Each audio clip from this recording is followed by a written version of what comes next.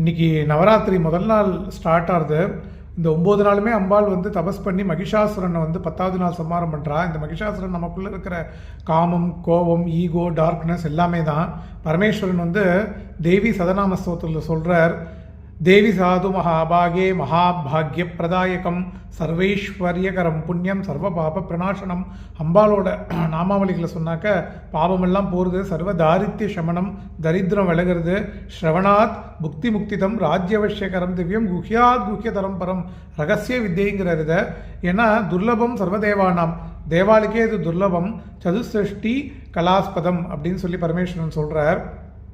இதாவது அம்பாளை வந்து வந்தே பத்மகராம் பிரசன்ன வதனாம் சௌபாகியதாம் பாக்யதாம் ஹஸ்தாபியாம் அபயப்பிரதாம் மணிகணைர் நானா விதைர்பூஷிதாம்னு இருக்கிற இடத்துல நம்மளால் கொலு வைக்க முடியறதோ வைக்க முடியலையோ நம்ம மனசால்